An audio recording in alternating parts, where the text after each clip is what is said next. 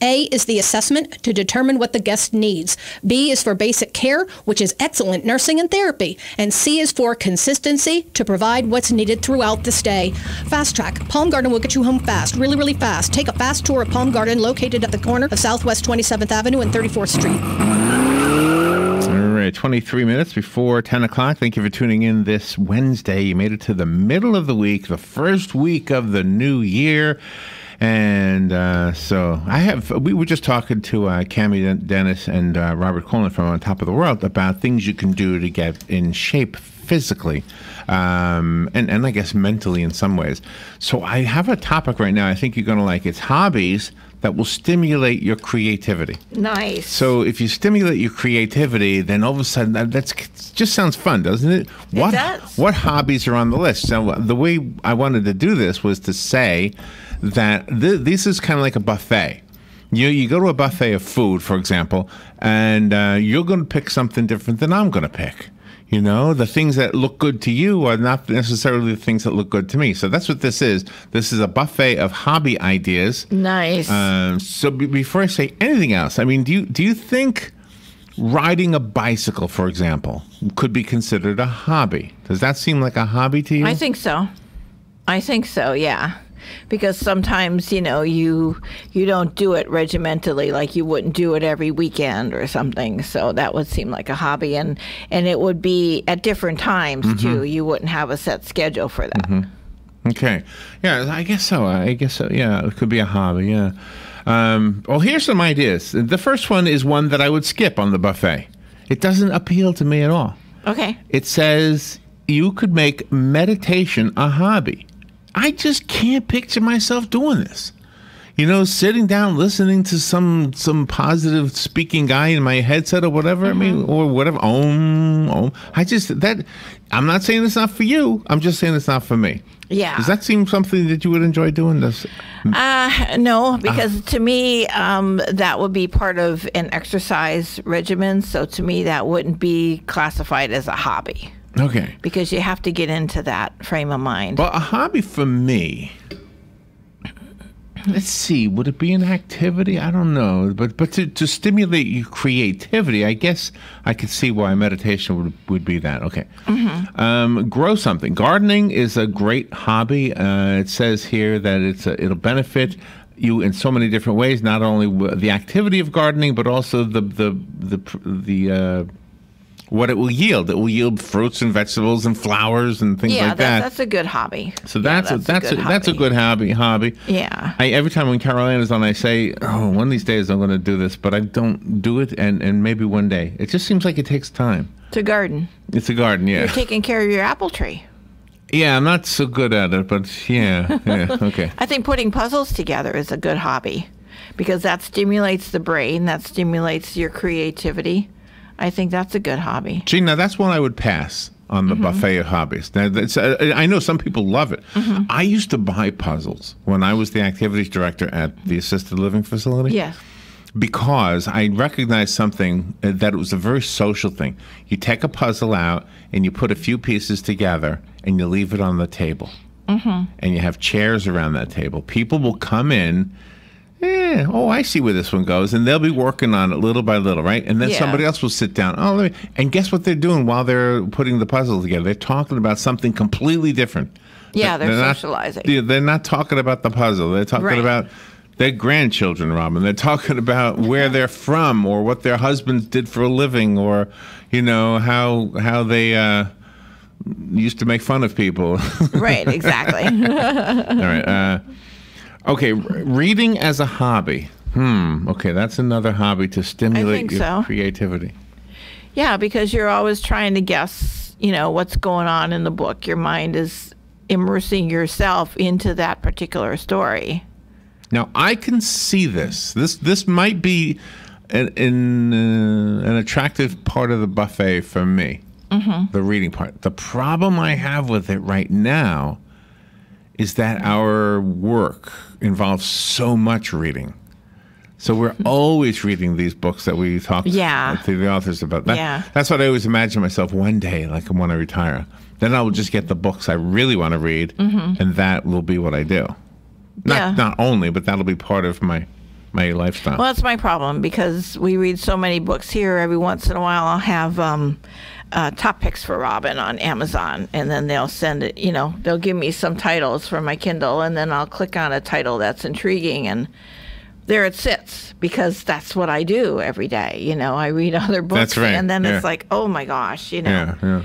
So it's there for whenever I want to do that. But if you're taking notes on how to do this kind of a radio show, let me tell you, don't skip reading the books. You don't have to read the whole book, but you got to read some of it. Yeah. You will be, because I've had this happen before where a guest will come on and I totally forgot to look at the book. And here we go. Here's the dialogue, and I ask a question, and the person answers it, and I know from the answer that I just let on that I didn't read the book. I just let on. So I try to make sure I read it all the time. Yeah, I have to. All right, the next hobby that's a way to stimulate your creativity is playing a musical instrument. Oh, yeah. Yeah. That's what I think. I think this is a really good hobby. That's a really good one. And the problem with the musical instrument showed up in the Ocala Covers Christmas group that we created. Mm-hmm. Here's the problem, and what I would like you all to just disregard is that if, let's say you decide you're going to start playing the ukulele, okay? Yeah. Just pick an instrument that's relatively easy, but not real easy. You still have to learn the chords and everything. Okay? Exactly. So you pick up the ukulele, and then you meet somebody. Oh, you're learning the ukulele? Yeah. Oh, let me show you. And they play it like, a virtuoso. Yes, they're very good at it. Mm-hmm. All of a sudden, you don't want to play anymore because you feel like there's no way I'm ever going to be that way. Exactly. Maybe that's my attitude. Sometimes. Okay, but don't. That's a bad one because you just play. Just have fun with it. Don't worry if you're not the next Roy Clark on the guitar or the next Josh Groban with the singing, or just make sure. Just have fun with it, and then you will become better. And guess what? Every once in a while, you're going to click on a song that just is yours. You're going to find. So this is what happens, I think, in music. You find a song, and then two songs, and then a dozen songs that are yours. Mm-hmm. That's like, oh my gosh, you do that song so well. Joe Martone does Mary Did You Know? Yeah, outstanding. So well. So there's an example right there, right? Just find that song, those songs, and so there you go. Here's another one. Dust off the chessboard. You probably already know that chess is a great hobby to take up if you want to improve your brain's cognitive functions. So they're basically saying play chess as a hobby. Mm-hmm. I used to watch the old guys in the city do this in not Times Square, in the park, Central Park, or one of the smaller parks. Yeah, I used to watch these guys do this. They had permanent checkerboards that they played chess on. Oh, nice. So they bring their own pieces? I guess so. I don't know. I never was part of it, but I'd see them. Well, that's like one restaurant in town here. They have checkers. You go to that particular restaurant on 200, and they have checkers out there by their rocking chairs. So you sit in the rocking chairs and you play checkers while you're waiting to be called on. Oh, I know what you mean. Yeah. Is that the same one that has that triangle thing with the golf tees? Yes. Damn, I'm terrible at that thing. I know. I like that thing. I try to get it down to one. I never make it, but it's fun doing it. All right, here's another hobby. See if this one appeals to you. Take up the mambo. The mambo. Or any dancing, really. Go take dancing classes. Now that appeals to me, like belly dancing or something like that. I've been entertaining that thought lately. Really? Because you lose weight, you stay in shape, and you just, you learn how to swing your hips around like those ladies do. A belly dancing granny. Yeah, how about that? I just like that title. Wouldn't that be something? Now I'm going to have to really be serious and check this out. All right, next one. Find Nemo. Isn't that the name of a story? Let me read what it says here. A growing body of scientific research shows that having pets can make us healthier. That's why more hospitals, nursing homes, and mental institutions are using animals for animal-assisted therapy. Okay, so basically they're saying get a pet. Yeah, but Finding Nemo, they should have a different kind of a title for that.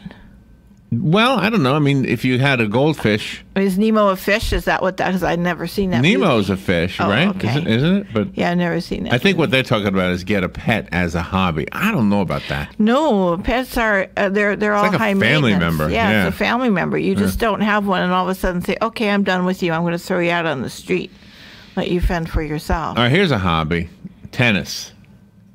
Yeah. Just go play tennis someplace, or racquetball, or something, or like, baseball or of that something, sort. because they have different, or bowling. They have different sports leagues, you can join. I think baseball, if you had enough people to do it with, but at tennis you only need one other person, Yeah. right? Racquetball, you don't even need anybody, right? No, you got a backboard. Well, tennis too.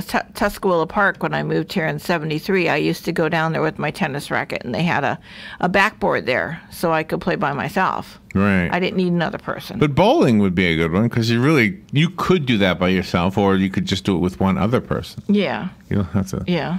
You know which one I like? The one in Disney Springs. I want to do that one day. The bowling? Yeah, Splitsville. It's Oh, called yeah. Splitsville. Yeah. It looks like fun. That does look like fun. Looks like fun. All right, take up a martial art as a hobby. Mm-hmm. I don't know about that. Take up a martial art. I think Galen's sons were into that, weren't they? I don't yeah. think they're into it now, but Yeah. they were little and they were doing that. Hi-ya. Swimming as a hobby. We live in Central Florida. We got lots of great places to do this. And Sure. You can pretty much do Good it all year morning. long, right? That's right. 72-degree water temperature. Let's see. What else can we do as a hobby? The knitting needle. Now, see, the knitting needle thing. This is the hobby that I was thinking of when the subject first came up. Mm-hmm. And if it's stimulating your creativity, it has to be because it's not just about the knitting. It's about the design of whatever it is you're knitting. Exactly. Right? Yeah, you have to design it. Because my mom used to she used to make quilts. Mm-hmm. And I'm sure the actual physical sewing of the quilt was probably the same on every one, but it was the design of the quilt. Yeah, she would do different designs and things. Yeah, visualizing what this, like she would do it for specific people, like this quilt is for, and she'd name one of the relatives, and that person was 50 years old or 14 years old or a child, a baby. Yeah. And always would make them based on whatever she envisioned for that person. And it was nice because that one day your niece came to her to ask her mom to help her make her quilt, and her dad had passed away. And she had brought in all of his old shirts and things, and then she cut out pieces of shirts, and her and your mom would lay it out on the quilt and, set it up and everything. And so you got remembrances there too. Oh, I got 2 quilt stories to share with you. Okay. One of them has you in the story, but the first one is after my dad died, I was taking my mom to church every Sunday. So one day it was the blessing of the quilts, was part of the church service. So when I got to church with my mom, all the quilts were draped across the altar, the banister, the thing people lean up against when they get their Holy Communion. Yeah. Okay. So the whole thing is covered with quilts. And so I said to my mother, which one of those is yours? And she said, they're all mine. I said, they're all yours? Yeah. You made all those quilts? Yeah. And then they showed a film, and she wasn't it wasn't 100% hers. There were some others, but she had contributed 90% of them. Yes, and for then, sure. And then there was other ladies who did one each or whatever. Yeah. But anyway, so they showed a film in the church of the presenting of the quilts to the poor children in some third world country, right? Mm-hmm. And I'm with my mom. We're watching this film, and here comes the truck. The truck pulls up, and it says "Quilts for Christ" or something like that, right? And all these children are running up to, and there's mud all over the place, right? They're running through the mud. They look exactly like you picture them from an old National Geographic magazine. And they open up the back doors, and the pastor in the film, he's saying, and this was such a delight to deliver the quilts to the children. And they're showing the quilts coming out, and they hold it up for the camera. A big old quilt with a bird as the design, right? Here you go. Gives it to a young child. The young child wraps it around himself and is walking away, dragging it through the mud. Yeah. And my mother goes, the mud. They're dragging it through the mud. And I'm thinking, oh my gosh, now my mom's thinking all her quilts are going to be dragged through the mud. Yeah, right. Okay. So the other story I have from the quilting thing was when my mom died, there was one quilt that was not finished. And it was supposed to go to, I think, my nephew. Was it for Michael? Yeah, for his new baby. For his new baby, okay. And so there was one more quilt that didn't get finished, and you finished it. You knew how to do that. That's a skill you have. It was an honor, and I finished it the way your mother would have done it. That's pretty amazing. I used exactly the way she would have done it, so not my signature on there. It was your mom's. Well, that was very sweet, and I'm sure it's a cherished quilt. All right, pick up those knitting needles. We did that one. Put pen to paper. Yeah, I think writing is a really good hobby. If you like writing. This is the part of the buffet I would definitely take 2 helpings. Mm-hmm. Yeah, because I think writing, not necessarily with a pen though, because I feel like most of the writing I do now is with a computer. But it just is fun. We've crafted and recrafted some stories for children, you and I, that there is a certain like pain. It is. It's a pain sometimes to rewrite a story, but then there's a certain reward when it's done and you realize, oh wow, it's an entertaining story. Yeah. You know, I was listening to a podcast. You heard me listening to part of it yesterday. These guys who make this artichoke pizza in New York, and apparently it's really a hit, right? And he says, you know, the big payoff for me is when I see somebody with a slice of my pizza, and that look on their face when they first bite into it. He said that means that I'm contributing to this world. Yeah. Because the taste of his pizza. Well, the same thing is true when we get an email or something when somebody has read or listened to one of our stories, the children's stories, and you realize that, oh my gosh, that story really touched them in a way that meant something to them. And it's kind of like the payback is when you realize that somebody's enjoying your work, right? Exactly. So is photography on your list? It might be. The list is really long, but go ahead and throw in anything. Yeah, photography is a really good hobby. Yeah, photography is great. I know, and it's not like where you have to get up and say, okay, I'm going to go do this today. It's like I like having my phone or my camera with me, and then if I see something, I just whip it out and snap the photo, and that's it. I mean, because you can't ever recreate something. You have to do it right then. Like you did the other day when that fellow was sitting underneath one of the horses here across from the radio station in the Paddock Mall with his dog. You took the camera out and you took that picture. Yeah, so it wasn't was a great real picture. Nice. But I know what you said. But but it was creative. Right, and a hobby that stimulates creativity is what the theme is today, and I think photography definitely falls into that category. So would art in general. I mean, just doing something artsy, whether it's a what do you call it, canvas or a clay, pen and ink. Yeah. Pen with paper, yeah. Yeah, anything like that. Let's see. Another hobby could be learning a new language.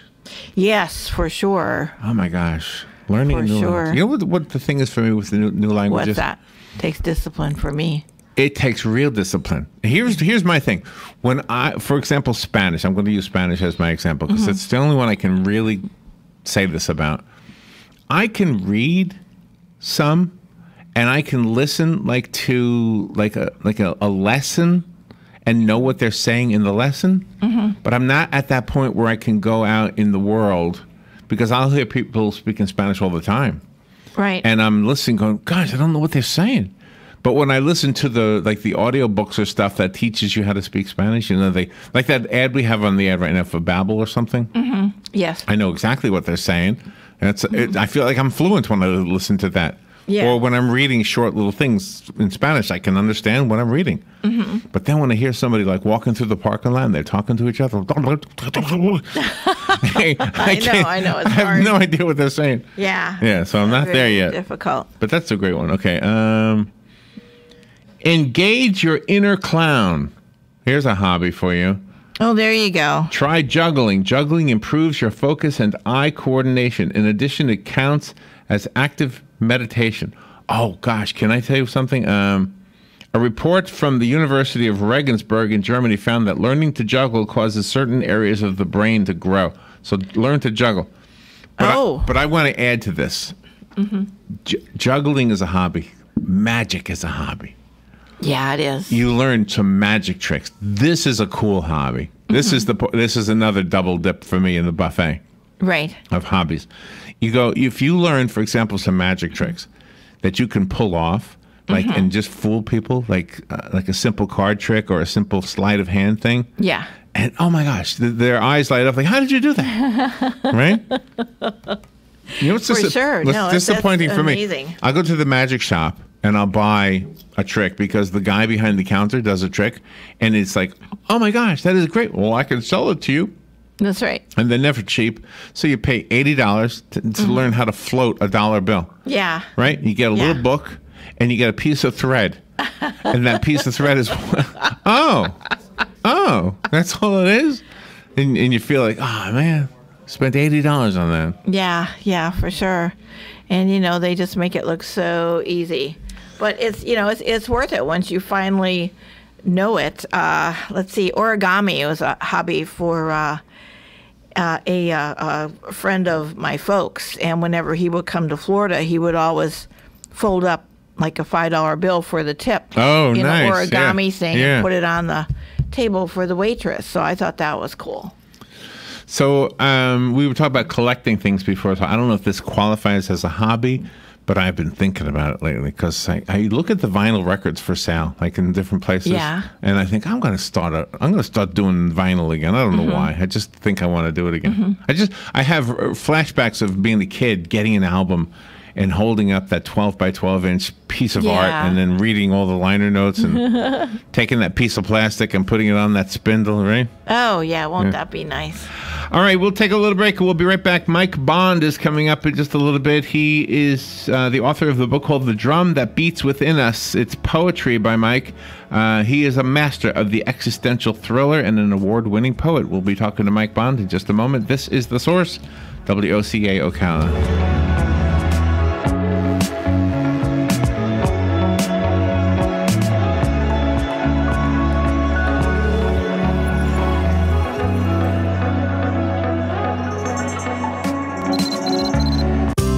Announcing Gemma Adams in concert. We'd like to invite you to an awesome dual concert Friday, January the 11th at Christ Church of Marion, 6768 Southwest 80th Street. RSVP is required for dinner served at 5:15 p.m. and the concert will start promptly at 6:30 p.m. Backwater Bluegrass will open up, followed by hit recording artist Gemma Adams. Jesus loves you. Don't matter if you lost or found, if you're rising, if you're falling, hell-bent or heaven-bound. Gemma Adams, singer, songwriter, and musician with 2 hit songs on 3 different charts. A large crowd is expected, so make reservations now at 352-861-6182. Every sinner has a future. Every angel has a past.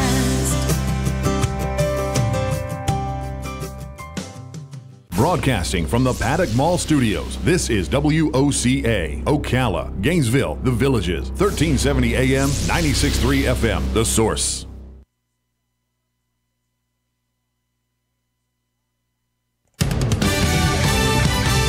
Fox News, I'm Chris Foster. President Trump tweets about Mitt Romney.